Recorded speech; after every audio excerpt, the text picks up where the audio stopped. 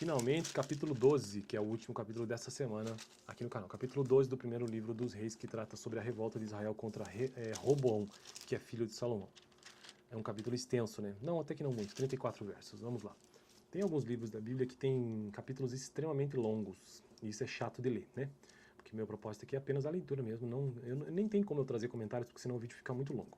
Roboão foi a Siquém, onde todos os israelitas tinham se reunido para proclamá-lo rei. Assim que Jeroboão, filho de Nebate, que estava no Egito, para onde tinha fugido o rei Salomão, soube disso, voltou de lá.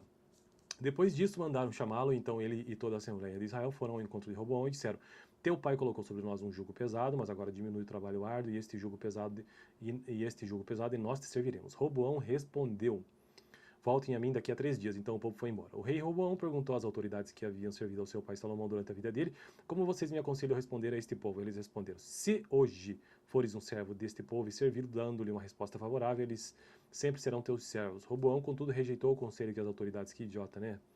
As autoridades de Israel lhe tinham dado e consultou os jovens, sempre idiotas, que haviam crescido com ele e o estavam servindo. Perguntou-lhes: Que conselho vocês me dão? Como devemos responder a este povo que me diz: Diminui o jugo do teu pai e coloque sobre nós? Os jovens que haviam crescido com ele responderam: A este povo que te disse: Teu pai colocou sobre nós um jugo pesado, torna-o mais leve, e dizem: Meu dedo mínimo é mais grosso do que a cintura do meu pai. Pois bem, meu pai lhe impôs um jugo pesado e eu o tornaria ainda mais pesado. Meu pai os castigou com simples chicotes, eu os castigarei com chicotes pontiagudos. Genial. 3 dias depois, Jeroboão e todo o povo voltaram a Roboão, segundo a orientação dada pelo rei, voltem a minha daqui 3 dias. E o rei lhes respondeu asperamente.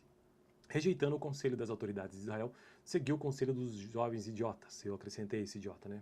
E disse: Meu pai lhes tornou pesado o jugo e eu tornaria ainda mais pesado. Meu pai os castigou com simples chicotes, eu os castigarei com chicotes pontiagudos. E o rei não ouviu o povo, pois esta mudança nos acontecimentos vinha da parte do Senhor, para que se cumprisse a palavra que o Senhor havia falado a Jeroboão, filho de Nebate, por meio do Silonita Aias. Então Roboão ficou desse jeito porque Deus mesmo permitiu, né? Quando todo Israel viu que o rei se recusava a ouvi-los, respondeu ao rei: Que temos em comum com Davi? Que temos em comum com o filho de Jessé?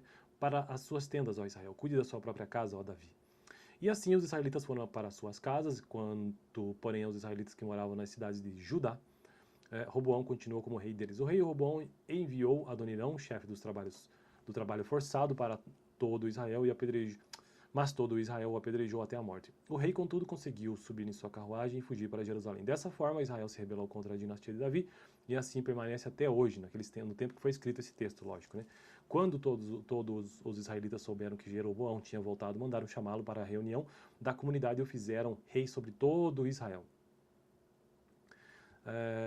Tá. Somente a tribo de Judá permaneceu leal à dinastia de Davi. Quando Roboão, filho de Salomão, chegou em Jerusalém, convocou 180.000 homens de combate das tribos de Judá e de Benjamim para guerrearem contra Israel e recuperarem o reino. Olha, mais genial ainda, deve ter sido outros jovens que ajudaram.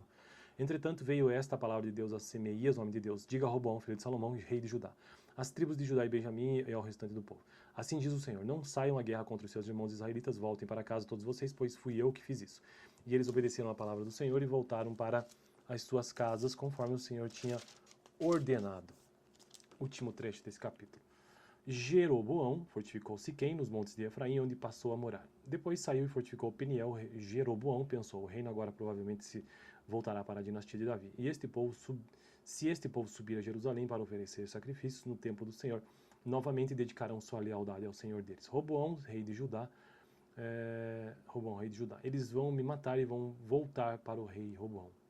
Depois de aconselhar-se, o rei fez 2 bezerros de ouro, olha, outro gênio, né? E disse ao povo: Vocês já subiram muito a Jerusalém, aqui está, ou estão os seus deuses, um bezerro em Betel e outro em Dan. E isso veio a ser um pecado, pois o povo ia até Dan para adorar aquele bezerro. Jeroboão construiu altares idólatras e designou sacerdotes dentre o povo, apesar de não serem levitas. Instituiu uma festa no 15º dia do 8º mês, semelhante à festa realizada em Judá, e ofereceu sacrifícios no altar. Ele fez isto em Betel, onde sacrificou os bezerros que havia feito. Também estabeleceu lá sacerdotes nos seus altares idólatras. No 15º dia do 8º mês, data que ele mesmo escolheu, ofereceu sacrifícios no altar que havia construído em Betel. Assim, ele instituiu a festa para os israelitas e foi ao altar para queimar incenso. Então, este é o texto, finaliza a semana com o capítulo 12 do primeiro livro dos reis. Meu propósito no canal é gravar todos os capítulos da Bíblia, um a um, por aqui. Valeu!